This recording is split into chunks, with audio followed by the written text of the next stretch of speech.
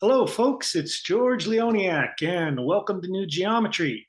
I'm super excited to be here today.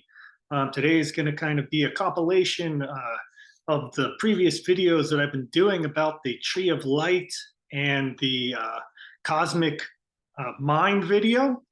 And if you haven't watched those, don't worry about that because this video is really going to kind of wrap it all up and kind of take it to another level. And we're going to talk a lot about the this structure here, which is I'm calling the Cosmic Dodecahedron, which we'll get into, and the Cosmic Icosahedron, and like how did these two incredible forms come to be? There are 36 icosahedron in this one that I was just holding, and 36 dodecahedron in there, and has a relationship to the nine-sided polygon, the Tree of Light, which will be sporadically in the video. So let me go ahead and share the screen and we'll get started with this presentation. All right, so this is just a kind of where I left off the last video. I introduced, a little bit in each of the videos coming up to these culminating forms. And I'm going to walk you through the process of how we start with a regular dodecahedron, 12-sided pentagon faces, and a regular icosahedron, and how we come up to these higher order compound forms, 36 dodeca, 36 icosahedron. In the previous video, I kind of walked you through the icosiedodecahedron and how I did the same compounding structure with that. Now this one is going to be completely about the cosmic versions of those forms. So there's a little bit of a story of how I got started in working with these compounded forms. But let's just start with the number one thing is you have to be able to draw the forms, the icosahedron and dodecahedron, from the hexagon view accurately. And so you need to use the golden ratio circles or the golden seed of life or some form of circle pattern that will include the phi ratio. So of course, as I often mention, my big breakthrough in this was discovering that in the seed of life, which is this base pattern, fusing it with this golden geometry and creating this golden seed of light pattern with these golden ratio circles allowed for the ability to draw the icosahedron, dodecahedron, and you can see the icosiedodeca is underneath. So that's a big thing. It was a big holdup for me with Metatron's cube version for a while. So just to always reiterate that a little bit. There's another thing that we're going to get into in subsequent videos, but it's important to recognize that the seed of life, these 6 circles around 1, will produce the cube octahedron hexagon and the another large hexagon from outside perspective of viewing this, right, from a 2D plane, a hexagon of the octahedron, and the hexagon that shows that a cube is there outlined in red. Now, when we go to this other version of the forms, this is going to be the differentiating point between a seed of life and a golden seed of light, is that this hexagon, which some researchers will say is the 8 original cells, is a different hexagon that's in this icosiedodecahedron. It's the forms of the upper version here are going to be tilting. That hexagon will tilt to move into an icosahedral symmetry. And that's what these 3 forms down at the bottom need to incorporate from this hexagon perspective to be drawn accurately. So besides this main view, which is not the only view, we're going to show stuff from square view and pentagon view or decagon view, 2-fold or 5-fold axes. And those are going to be foundational to understanding how all those patterns work together. Okay, so We started with those basic forms, the dodecahedron and icosahedron. And early on, when I was working in square view primarily, unfortunately, these two drawings are not from those perspectives, they're hexagon view, I saw that I could just rotate one icosahedron and I'd make a compound of two. And I figured out how to draw it in the hexagon perspective. But at least when you connect the vertices together from this double icosahedron, each of these triangles are tilted. When they tilt like that, they create a golden hexagon on the surface. And within this form, when they tilt like that, just below the central vertice, we also get a golden hexagon. Now that's two dodecahedron, and if you study this drawing, you can see there's a red pentagon here, there's a short little red pentagon there, the squished one.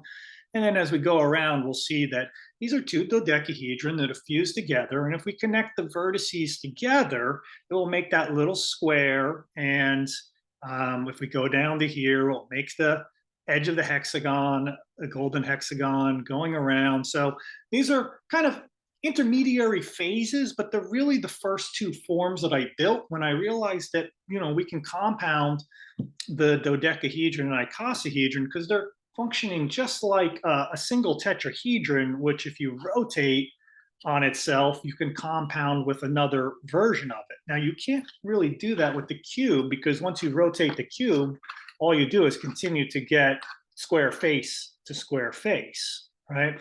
But because the dodecahedron has this kind of asymmetry to it, if I rotate it this way, now I have an edge that can cross that other edge. And the length to width of this is going to change. So we're going to get a different compounding that's going to go on. And that's what created these forms. So I built those and for about a year, just kind of had them laying around. And then, I don't know, I got the inspiration to see what happens when we take that basic structure, and those could all be these dodecahedron or those little compound versions. That's the other way you can do this, and I'll describe how that happens later on. But that icosahedron, which is single here, if we go ahead and rotate this same one, which is two icosahedron, if we rotate it around, it actually comes out to be six because one is shared by all of them, basically, okay? Now it's a little complicated. Maybe we'll show that a little bit later on. But anyway, these are the compounds of six. So we have the compound 6 dodecahedron and compound 6 icosahedron. I have videos from last year around this time on both of these. And, I'm just slowly working on understanding this pattern language more. Now, these are complex forms. When you do all the interconnected lines here, it's not really conducive and easy to work with for, drawing or creating a form that is kind of user-friendly to work with. So what I did was just connect the vertices because that was the main thing. What are the edges between the vertices and not all the crisscrossing lines that are kind of below the surface of the vertices. Now, both of these forms in my first video and second video talk about this nonagon, as you can see, 1, 2, 3, 4, 5, 6, 7, 8, 9. That is what I call the tree of light. Bruckner and Coxeter's stellation diagram of the icosahedron. That became a very important structural building block that just manifested on its own in these compounded forms. This also has that, but you have to go through the pentagon face of the pentagon here to pick up that edge. But this triangle that would be in the middle of that is a part of that remaining tree of light polygon underneath the surface of that vertex. So this one has 80 vertices and this one has 72 vertices. Those numbers are going to become important in a little bit. This was cool. This came up with golden rectangles. And, I like the outer look of these forms. They were fun to build. This is a perfect square that shows up on this one. And so I had these drawings for a little bit. In fact, I didn't build the forms for many months, almost 6 or 8 months later. But when this resurfaced again, I was like, I have to study these and build them. So after sitting with the forms for a little while, I was like, I wonder if what happens if I continue to go through the initial process. If I've got two of these, right? Two of these, let's say the icosahedron 6 over here, right? If I have two of these, well, there's one golden rectangle. Now, what happens if I take the golden rectangle and rotate it 90 degrees? So it compounds crossing itself like that. Well, that's going to come up with this kind of intermediary phase again, because I did this drawing in square view, and now these are in square view, so they maintain the square or the golden rectangles from straight on. But you could see the dotted line on the face, on the surface of this here. And let me rotate this picture so it matches. There we go. It's going to be like this, I guess. Okay, so we could see that the golden rectangles go ahead and match the dotted lines there. And these kind of, there's the points. Now that would be like a cube underneath there. And this would be like a truncated version of that cube if it was poking all the way out. Those make little golden hexagons. But in these, there are 12 dodecahedron because they're not sharing any, at least in this version where you rotate one all the way around. So the original compound was the previous image here, which was this one, which had 6 in it, and this one had 6. So we're going to go, we got 12 in this one and 12 in that one. So this is, like I said, an intermediary phase. It's kind of going through a square view transformation. And then what I would do next is go ahead and rotate this into icosahedral symmetry. And you got to understand, I don't know where this is going. It's really exciting because I built a number of other forms, even Archimedean solids that I did this work with. And you're like, what's going to happen with those vertices? Like, there's a lot of vertices going on here and weird little shapes that you don't typically see in polygons, unusual short, small little rectangles, isosceles triangles, different types of triangles that are showing up all over the place. You're like, I have no idea what's going to happen. And then, I came up with, through that process of rotating those forms around, into the compound 36 dodecahedron and the compound 36 icosahedron, which I call the cosmic twins. So I call the one on the left the cosmic dodecahedron and the cosmic icosahedron. And as I was explaining a little bit before, well, you might say, well, why is there not 72 of each of the individual forms? Like, why aren't there 72 dodecahedra? Well, that's because each of the compounded versions, when they compound together like this, they each are going to share one of the central 6. So that's 36 that are just going to be shared together, but that still is a separate individual, let's just say, and it contributes its own 6, and then the other 5 contribute their 6, right? So then we get the 6 times 6 is 36. So that took me a while to figure out. I may still be a little off in that. Maybe someone will research all this and discover this, through drawing or 3D modeling it, and we can really decipher the number. But I think that's what I've settled on. I'm pretty sure it's 36 for each of them. Hard to visualize all that in there. But those forms will provide the 36 dodecahedron. Are going to provide all the vertices for the form. And you'll notice where the triangles show up of the underlying forms. And this one's going to create these 72 perfect pentagons. So I think they're just spectacular forms. And now, after I've done that kind of recap of kind of my process, which did require some drawing, the drawings were difficult to get through some of those phases. They required, not easy techniques. But I want to just describe another route after having done all that, which is going to help us understand more about the beautiful underlying symmetry that is within the form and how they relate to one another. So this is really the kind of even newer information. I didn't cover all the previous stuff you just saw in any of the other videos, but the other videos talk about going through that type of process, and I highlighted that with the icosiedodecahedron in the previous video. Now, this is a neat way to create this star dodecahedron, as I call this one over here. This is the compound 6 version, and it's going to be on its way to cosmic orientation in just a little bit. But this is like a preliminary step before we go cosmic. Well, I discovered that if I take a regular icosahedron, which is in blue here, and I truncate the end of that pentagon off, and this is not just any truncation. If you take the midpoint of that icosahedron and create a golden section right at this point, from the midpoint to the end of the edge, right at this section here, that's golden proportion division right there. That's the end you're removing on the form, and it comes up with this odd-shaped, hexagon here that is, between those pentagons. So you're truncating that triangle, but that truncation is unique because what happens there, and you'll see when we go to cosmic, and maybe I'll save that for that, but at least what it did here was that truncation, what it did was it created 6 dodecahedron inside the icosahedron at those points.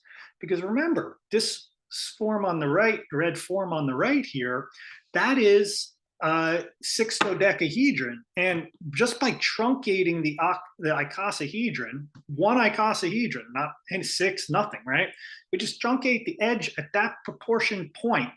Then all of a sudden, all the vertices align to give you 6 dodecahedron with inside it. Except you need the dodecahedron. You need the 6 dodecahedron. You need, because that would be, you don't have any point in the middle. See, I need the star, right? I need to create these stars. So I need the 1 dodecahedron in the middle to poke up through those faces so I can connect the pentagon tops, which are all the same here as the one over here, these little pentagons. So they'll connect back to the center points above, raised above a little bit of this flat plane.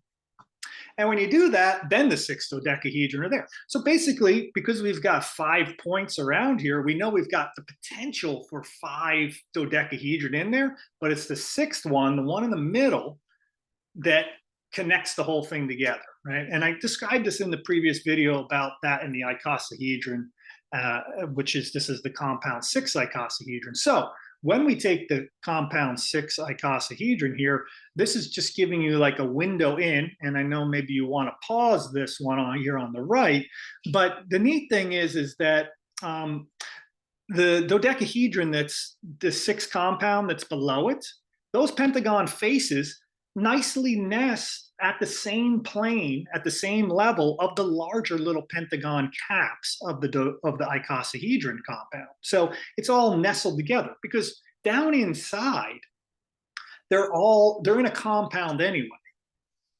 But it's sort of acting like the icosahedron is nesting around the dodecahedron, but the edges are really compound.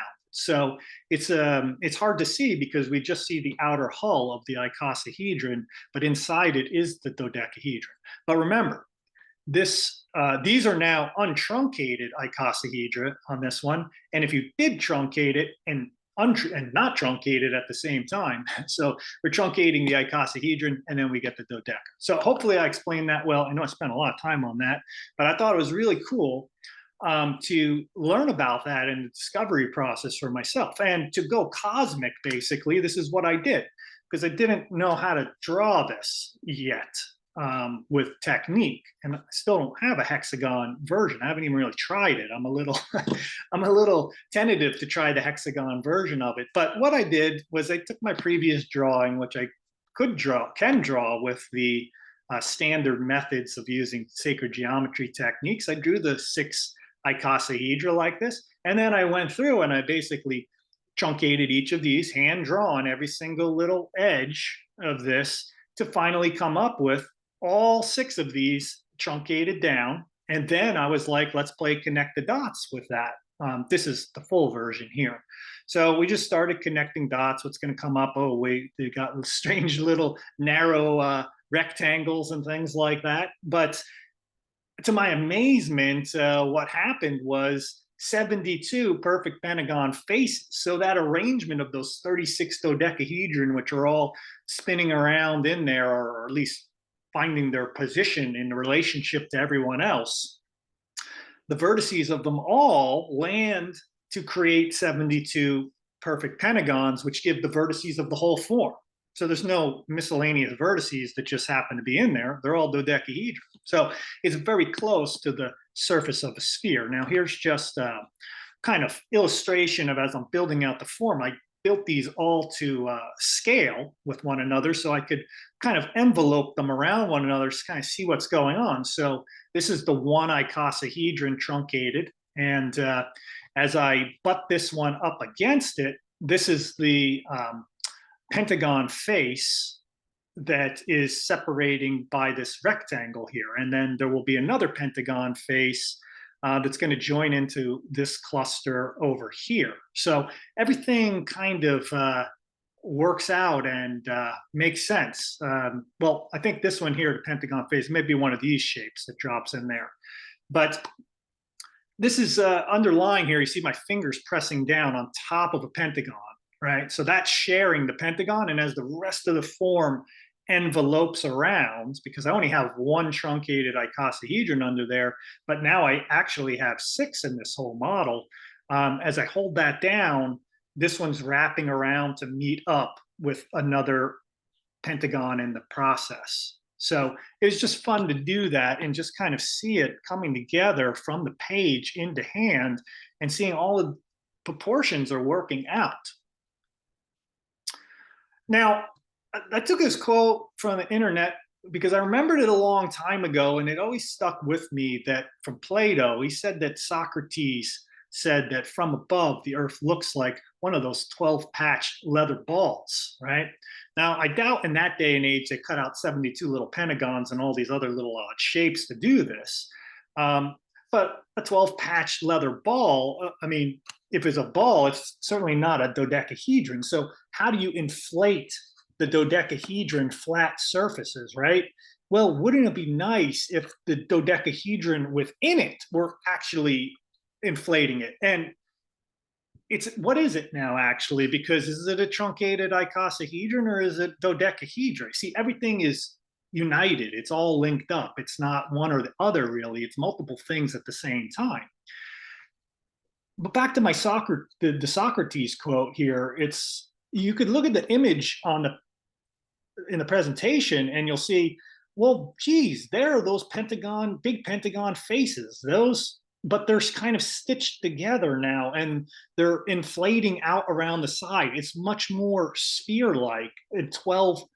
There's kind of like 12 regions, right? But when we follow the structure of the underlying geometry and have to turn this into interconnected edges, well, this is what we start to fill in that space to make our basic dodecahedron, which is centered points down here, 20 of them, into a rounded surface. So I would say this would be, a very good example of a 12-patch leather ball, but with many little patches to make it up. So let's see. Yeah, I mentioned all that stuff. The form has 72 perfect pentagons and 320 vertices. It would have 360 vertices, but once again, some are going to be shared because we have 3 pentagons meeting at these spots. So the 3 only contribute to 20. But if you had 72 pentagons and and each of them have 5 points, if you multiply those together, you come up with 360. But we know that's not the case because of the shared ones.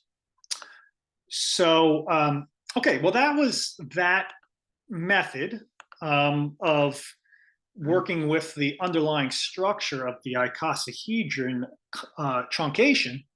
And there are other methods to come about the cosmic dodeca. And this one I really enjoyed because it goes back to one of the first times that the nonagon surface became a polygon in my mind, basically, because I only really knew it up to that point as a icosahedron stellation diagram, which has lines drawn on the surface of this nine-sided polygon, which they don't even treat as a polygon in the book, but it became a polygon in the icosiedodecahedron compound 6, and its name is the new 910. It's a simple name because it has decagons and nonagons that come together in little isosceles triangles in between. Cool thing about that form is that every edge length is in proportion to 1 to the square root of 2, and those are all the edge lengths in that form. But underneath this, we're going to show in the next series of slides that on the surface of the that strange hexagon that was created from doing that truncation to the icosahedron, when you start to just connect lines to the midpoints, you'll trace in the nonagon at the center. And I was like, holy smokes, there's the nonagon. It's right underneath. Of course it is, because it's meeting at the midpoints of an icosahedron. So we know we have one icosiedodecahedron there. You always do at the midpoints of the icosahedron and dodecahedron. One icosiedodeca will be there, but the other vertices were there too, okay, of the 9 when I did the crossing points within it. So then I was like, oh, what's up with the cosmic dodeca? Because I wonder if I stellate this in some way or extend the edges in some way, that I'll create this circular cap. These, if you look at the previous image, you'll see that there's these beautiful rings, which basically encircle the whole form, right? It's basically made up of these interlocked rings around the form. So here it is in the real life, or on your screen at least. But if I go around, you see how these rings keep showing up. Well, not that one, because we're at a decagon ring, but we have a ring here around that one. We got 18-point ring, and we got that little space there for that little rectangle. I'm like, oh my gosh, how is that ever going to show up? It's just so weird in it, but it has a golden proportion. It's still like in golden proportion to other things around it. And I was like, well, if it is, then I probably can find it in the expansion diagram. Now I call these an expansion diagram rather than a stellation diagram, like Coxeter called it, because it's really like these planes are extending out and creating new planes, and not really they're portions of the new forms that are going to develop, but they're not stellating, kind of ending at a meeting point. You see this one divides at this point. Now all I did was extend this little length in the golden proportion out to here all the way around. On these length edges here, and they all pick up the distal points that you need to create the 18 sides. And that, if I just go ahead on top of each of the nonagon faces of the new 910 here, then I could just go around and make these little crisscrossing lines on the surface. The tree of light is basically growing at this point. It's extending out into a sequoia or something like that, and getting a little larger all the way around. And if I do that all the way around the whole form, not just on this one face, this little halo on the new 910, we'll come back over to completing the whole 910, the whole cosmic dodecahedron, all formed from that underlying nonagon face, just by extending those edges, the extension diagram, just extending them out in golden proportion, gives you all the points you need to make this awesome interlock structure. And whammo, you got 36 dodecahedron just from doing that process off of the underlying new 910. And it's pretty cool. And it makes those interlocked rings. So, the vertices are adding up around this, and I like to envision it more like it is circular patches that have kind of been sewn together in a way. There would be 20 of them in this case, but if you did knit together something in that way, you would create these little pentagon caps on top, and all the other pentagons that are all the way around. Now, I was like, well, geez, what is going to happen with the cosmic icosahedron? because they're at the same plane. That new 910, the basic nonagon that's down below this one on top of the form, that one's down at the center of the dotted lines here. That's from the cosmic dodeca. And there, what happens if we go ahead and extend out a little bit further? Will I pick up a further, there's a 15-sided polygon in here. If I connect the lines, if I follow this around, we'll get 15 sides at that plane. I talk a lot about that in my last video, where I get into the inner planes of the icosiedodecahedron. That's a good one to check out if you're interested into looking at the planes of the form, because they're not just random planes that are showing up with, you know, any vertices anywhere you want. They are specific ones that are going to show up repeatedly in different types of forms. So this 15 was also in the icosiedodecahedron, and this is what it looks like. But the cool thing is, with this expansion diagram, is it's got the 3 layers all at that level, right? So right here in the middle is the purple icosiedodecahedron, right? So that's the base new 910 nonagon. And then if I do the extension that I showed you before, there's a little red intersection, that narrow little band, that's right there. So that's the 18 points of the cosmic dodeca. And then I've discovered, well, if I extend some of the cosmic dodeca lines and actually extend through the nonagon, the base nonagon, out to here, creating this interlock triangle design here of golden proportions, that's going to pick up my 15 points around this. So when you get to the nonagon itself is like, it's like from triangle to hexagon to nonagon. And once we get to the nonagon, that nonagon works as its own unit and kind of works itself around to pick up all these other vertices. And so check out the previous video to see how that works, because I break it down in a few different examples. So we've got 15 vertices, 18 vertices, and the 9 vertices at the center.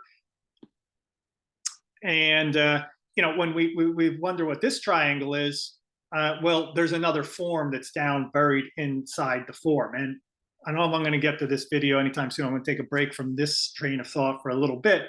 But when we really get into the nesting of the forms and the variety of forms that come up, then we start to look at each layer of the form at each of these intersections and seeing what's growing off them, because this will continue on past these boundaries.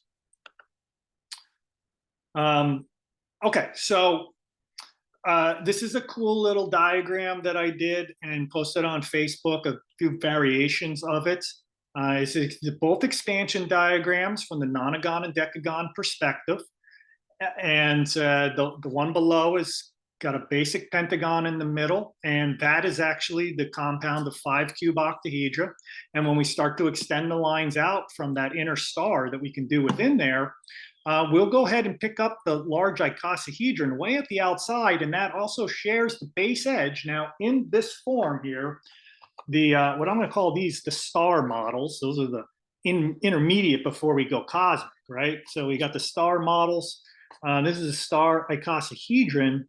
We've got the edge that's shared between the nonagon and the pentagon face. There's one edge that's shared between those two, right? There's the nonagon side, and there's the pentagon sharing that edge. And that's basically what this diagram is showing. It's kind of opened up the form, showing you both planes of that icosahedron. This one I just drew out to show the star versions of these, the compound of 5 cube octahedron, 6 icosi, 6 dodeca, 6 icosahedron. That's what this is. This is the icosiedodecahedron here. This is the dodecahedron, and the other one is the outer one is the icosahedron. Now in here, I'm showing all the expansions of the 2 cosmic forms of the outer one, the 15 and the 18 with the 9 in the center. And unfortunately, you know, the cube octahedron, I don't know about unfortunately, it would be cool if everything was on the same layer, but the cube octahedron is not at that plane. It's a little bit lower in the diagram. You got to pick it up at another slice of the form. Now, Yeah, this one here is just kind of giving you another X-ray vision of the cosmic dodeca inside the cosmic icosahedron. Now, just remember that even though it looks like this is going to be totally enveloping the form, it's because of the cosmic dodeca. It's because we have, removed all the edges of the icosahedron and dodecahedron inner structure, right? This is just a hollow shell, but in there we have the 36 icosahedron and 36 dodecahedron with lots of edges each. Now those are all interlocked because this is a compound of both these forms, meaning their edges are going to cross at the midpoints, and right at that crossing is where we get the icosiedodecahedron underneath, and all that's going to be happening in here. But because the edge lengths are longer on the icosahedron, if they're in proportion of 1, those edge lengths of the dodecahedron are 0.618, then if they crisscross, well, the 1 is always going to be longer than the 0.618 edges, so they're always overlapping and going a little bit beyond the other one, okay? So that's a little X-ray vision in there. And then here is the drawing from that same perspective. If we're looking at the blue, which is underneath everything of the outer shell of the black of the regular icosahedron here. And then I've removed the blue just so we can look at the form from the top of the vertices of the icosahedron. And nonagon faces at the upper plane are actually 3 triangles in there, and there's triangles meeting at the vertice here. Those little triangles are actually the triangles of this form. So when they meet and rotate like this, they create 9, and some of them are just meeting up at the upper new central vertice of the main icosahedron. They're giving a kind of a defined point to go to, and they're going to meet there, and 5 of those have circled around to meet at that point.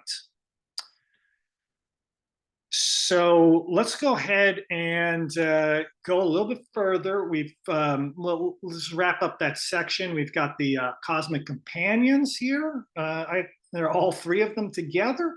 And the new 910 is like this kind of glue between them, as I was describing, because that icosiedodecahedron is always going to meet at the midpoints of a dodecahedron and icosahedron edge, whether they're alone or together. And when they've come all together, they're all in there. This form, has to also pick up the vertices and have a cosmic version of it. And that does, and I talk about that in the previous video. It's the cosmic 910, but things go to 15 at that point, and the decagon, I'm not sure if that changes.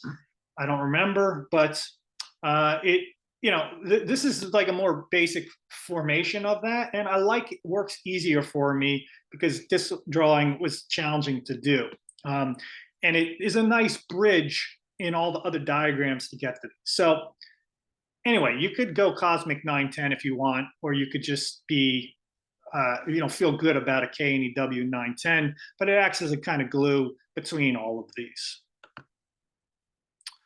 Okay, but now this is an important part that I really contemplated a lot and was really interested in, because I wanted to understand, as I talked about previously, what's going on with the equatorial plane in the form.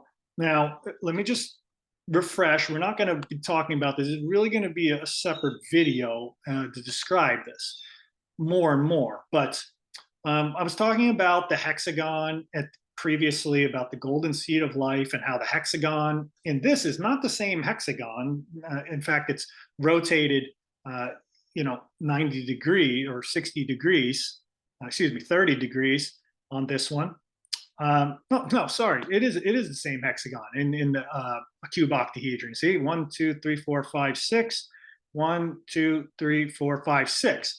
And that was a puzzler for me. That what's up with those two hexagons? Are they the same or not the same? How do these forms relate? And so the equatorial plane, I really wanted to try and understand a lot more about it in the cosmic dodecahedron, because what I saw here with the cosmic dodecahedron is I was wondering what's going to happen because I have two nonagons on the as above, so below, let's say. Nonagon up here going this way and a nonagon down here going this way. And I was like, when they get closer and closer, right, they're showing up in the form at different levels of these forms I'm making. I'm like, what's going to happen at the equatorial plane? Are they going to meet? And yes, they do. They meet together at the equatorial plane and we get 18 vertices. And there are 10 planes in the form here. So what is the equatorial plane? Well, it just depends how you want to hold it in your orientation. And it maybe the equatorial plane, this would of course be if the vertex of an icosahedron, this would be the vertex in this would then be oriented, if you're holding it like a dodecahedron would be on its vertex, like this. And that would mean the cube would be the vertex. But if you hold it as if it were an icosahedron, well, then you have a different equatorial plane that shows up in here. That is more like with the pentagon being the equatorial plane. So still an interesting thing to discuss and look at. But at least for this one, what happened here is we went and found the equatorial plane. It was actually sandwiched in, each of those 10 planes is sandwiched in the vertices going all the way around, nestled between the tips of pentagons, right? And those pentagons just go 18 points, just dip down into the middle, and they meet on a horizontal slice through the form. Right? And when you connect the dots between that particular spacing of those pentagons meeting, well, then you get the tree of light at this angle that I'm showing, because we're looking through a cross section of the form, and the form's kind of rotated a little bit.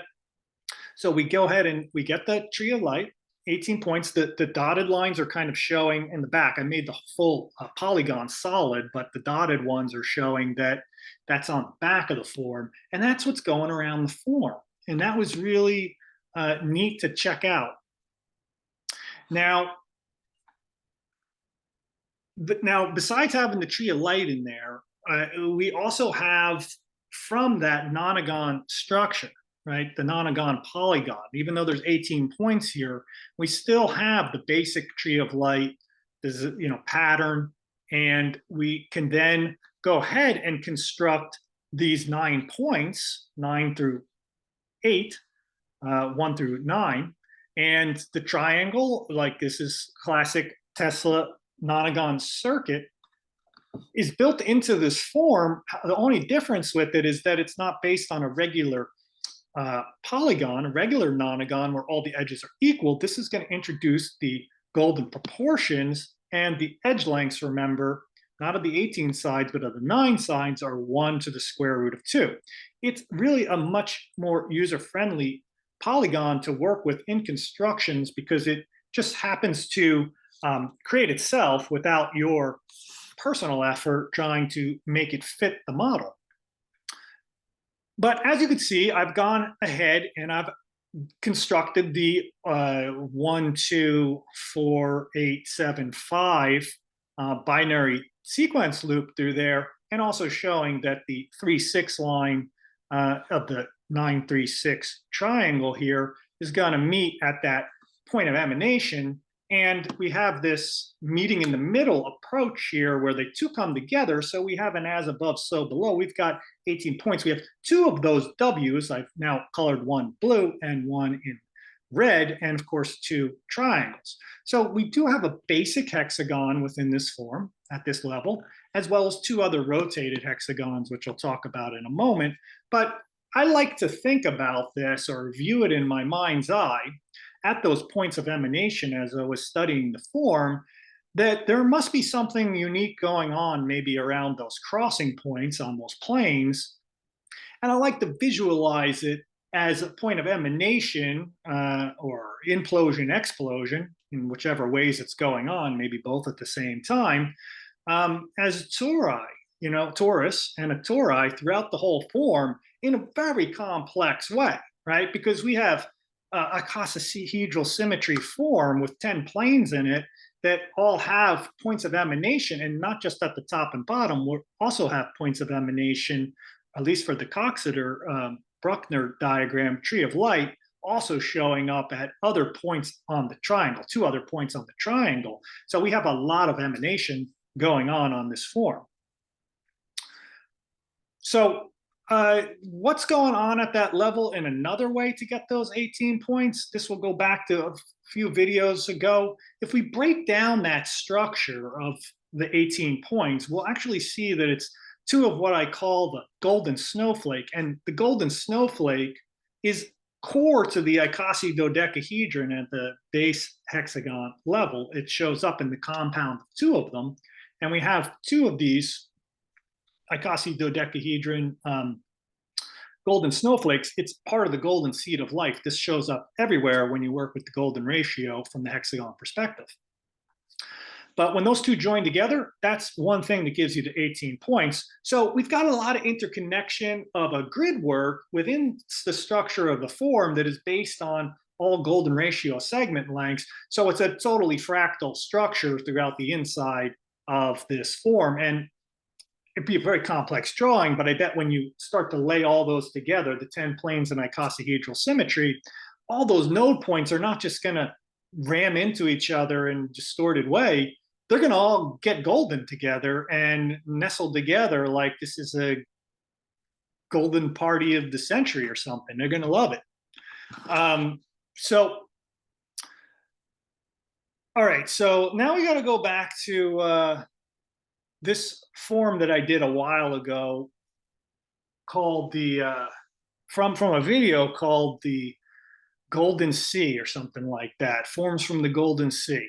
And in there, I was just looking around for it because I thought, oh, I do have it. Good. Okay. This is a really cool form. And it was a surprise that it showed back up because when I was making this form, I was really exploring the hexagon planes that make it up.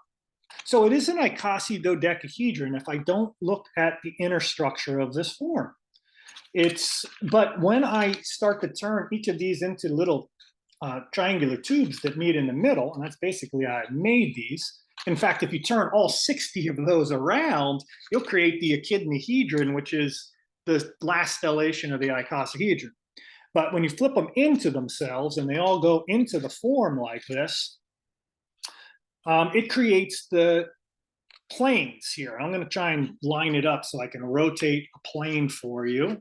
And there'll be one hexagon plane.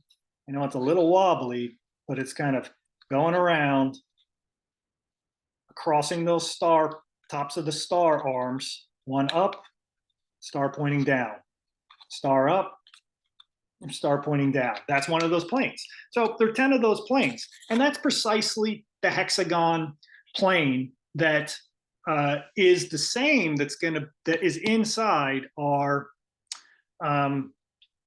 cosmic dodeca. But the interesting thing about this is that there is there's a icosiedodecahedron down inside here, right? That icosiedodecahedron is there's a golden hexagon or regular hexagon, but it's outlined in the gold color here. We got this hexagon, and that is the plane in this icosiedodecahedron. So I was just like, well, let's make a bigger hexagon around it. We'll make a hexagram and make it a big star. What's going to happen if I do that? And I make a star out of each of those 10 hexagon planes that make up the icosiedodecahedron. This was mind-blowing to me because I wasn't expecting this at all. Like I'm not expecting the majority of what I'm showing you. But what happened here was it created the vertices of the star dodecahedron. It created 6 dodecahedron by just making a hexagram, and you don't even need the polygon here, right? Another hexagon. It just went ahead and made the vertices of the star dodecahedron, and that basically meant that this on the next page here.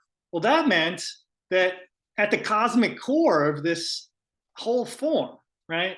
And of course, there's multiple cosmic cores we can go inside this form too. But this one really neatly sort of all meets at this 0 point. I mean, this is the point of infinity at the middle of this where all those meet. You can't go anywhere else in there, I don't believe. It's all at the 0 point of infinity. And I think that's what they may call it, that point, in the mathematics textbooks of Coxeter and Wikipedia pages when I was studying that. So we meet at this kind of midpoint, and then from that hexagon, we extend it out. And because we've made the star dodeca, which is those 6 dodecahedron, that means if I rotate this form now around into the new 910, right? Remember, the new 910 is this form, and I take the regular, if I take this one and I rotate that into what I just showed you, then that's going to go ahead and create the cosmic dodecahedron. And then all those points are just going to line up with all those pentagons. And at the heart of it is this hexagon. But it's not the hexagon of the cube octahedron. The cube octahedron is playing a different role in this hexagon. It's in this plane, but it's not, there's a hexagon showing up there. It's just not this overlaying hexagon. They're not the same, sharing the same hexagon. So in terms of sacred geometry drawing, you need a really different methodology. You need the golden seed of light to start to access this type of drawing forms and getting to relate to this, especially through the 3 views. You need to add the golden ratio because this hexagon is not the icosiedodecahedron. Excuse me, it is the icosiedodecahedron. The cube octahedron, it's not the cube octahedron. Okay, so the next thing is, let's do a little vertex to face nesting. And this one came about as another little surprise because I started counting those triangular faces. Now, there are embedded triangles below the icosahedron here, the cosmic one, the cosmic icosahedron. This is it. But I had surface faces, the triangles, and in the midpoints of each of those faces, and here's the 3 of those triangles meeting to make the nonagon.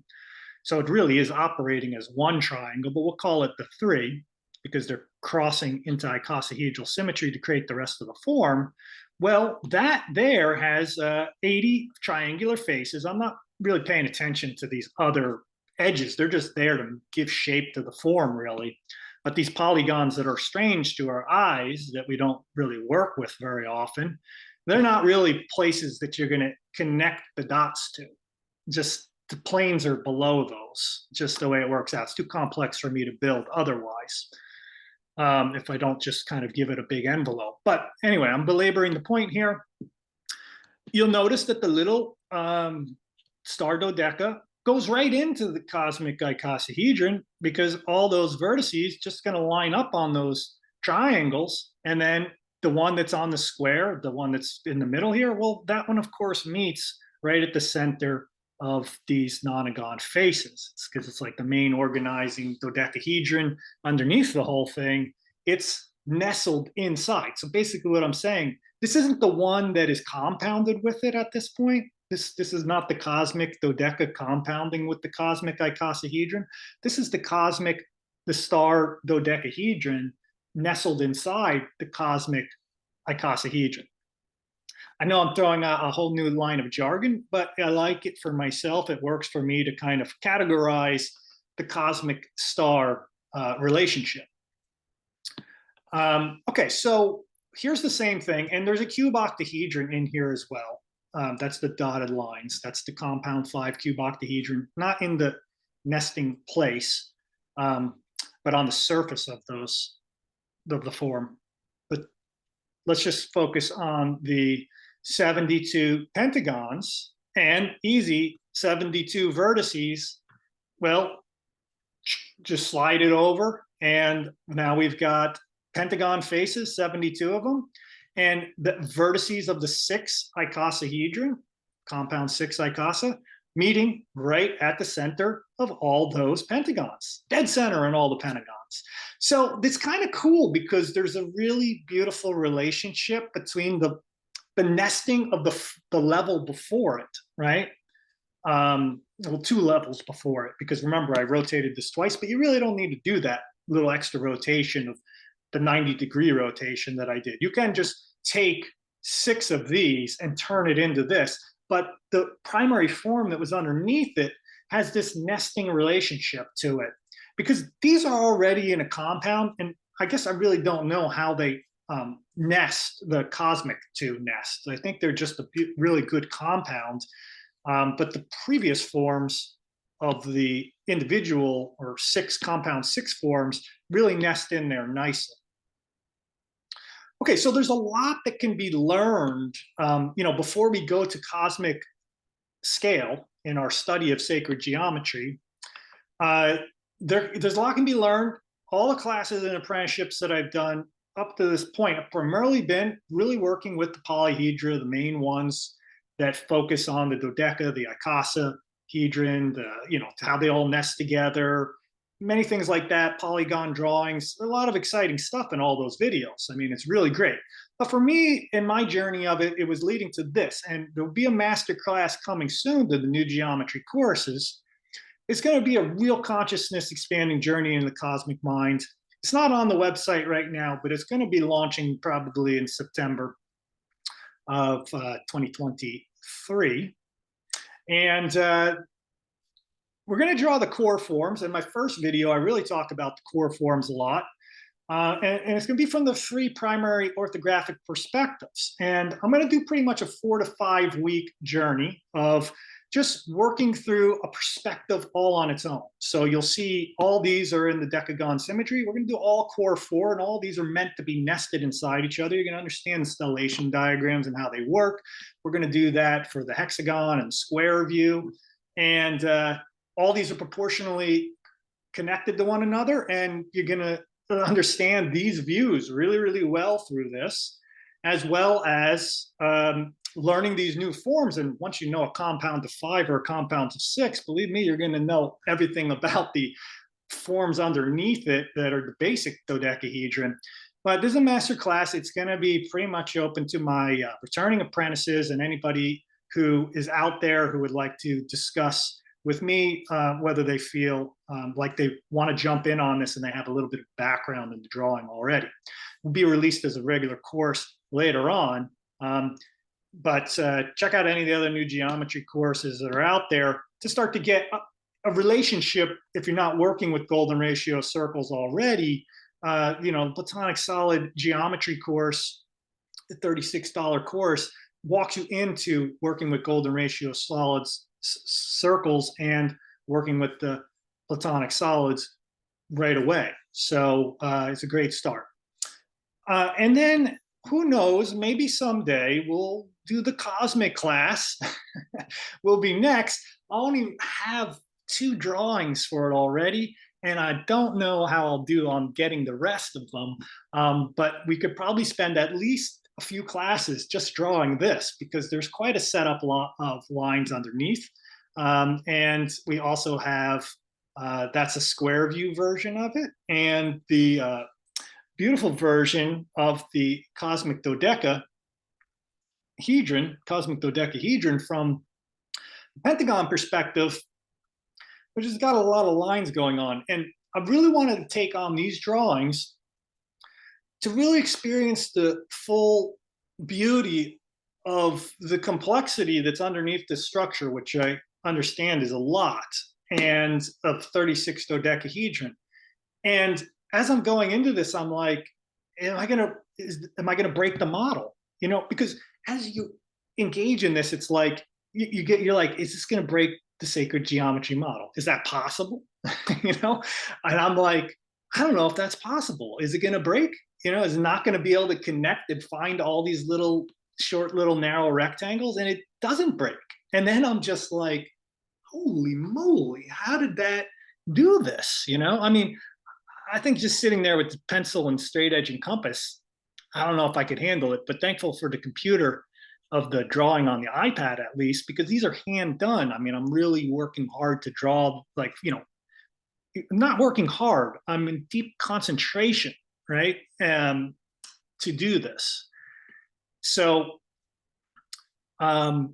it didn't break it, and it actually found every single vertice on this form, which is just really incredible to me, all in a standard decagon version. Like I said, I haven't tried the hexagon version yet, but to me, this is what I'm showing you here is going to my second video, the sacred geometry of the cosmic mind, because in Plummer's book, Gordon Plummer, he wrote the book Mathematics of the Cosmic Mind. His final chapter in the book basically talks about, and doesn't create the shell of it, he starts to work with the icosahedron of this one here. He shows this icosahedron, and like this pretty much, but as a solid, a compound of 6. And, you know, that was his endpoint in the mathematics of the cosmic mind. And this geometry that we're working with, these higher level compounds of the forms, is basically I've taken the dodecahedron, the icosahedron. I've got another room full of other forms that I've done this same process with. It's really getting deep into the cosmic consciousness that is kind of orchestrating this beautiful golden ratio matrix to, like I showed in these previous images, that is going to discover the vertices in not only 2D space, but in 3-dimensional space, and have all this interlocked geometry at a totally intermeshed, interwoven layer. It's so mind-bogglingly complex that even this is a simplification. So this is sacred geometry of the cosmic mind, and new geometry is totally aligned with that and expanding consciousness through the art of engaging with sacred geometry in a hands-on way, because you can make it your own. And Nancy Beneroff, who's done many, many classes with me, did this beautiful fractal golden tree of light. Been hoping to find a place to find it in the videos. It was almost going to be in the first video. And this is kind of closing up my little series here of the last 3 videos. And, you know, I've got tons of apprentices, and other people are seeing videos that are getting inspired by this geometry, creating beautiful color representations of these complex patterns that new geometry has been bringing about. And like I said, you really have to engage in this process to experience it, to find your own trail and path through it, so it begins to speak to you at your deep level and what it will awaken for you in your contemplative journey of consciousness expanding practice that you can engage in through doing sacred geometry in new ways. So yeah, this is a gorgeous image, and I'm thankful that you joined me here for this video, and I look forward to sharing more awesome content on my channel. Last 3 videos were really deep in the works for a while, and I have a lot of other material that's going to come up and be more tangible, you know, easier to do the drawings, connect with the forms in a way that, you know, new discoveries in relationship to the golden seed of light or stuff like that. You know, there's a lot of other trails and new material coming out all the time. So please subscribe to this channel if you like the material that you have seen. Check out the new geometry courses, and a great place is New Geometers Facebook group. There's 3,600 members in there at this point, and more geometers showing up all the time, and new people getting engaged and saturating their mind with awesome sacred geometry produced by people all around the world. So check out New Geometers Facebook group, and I hope to see you sometime in the future.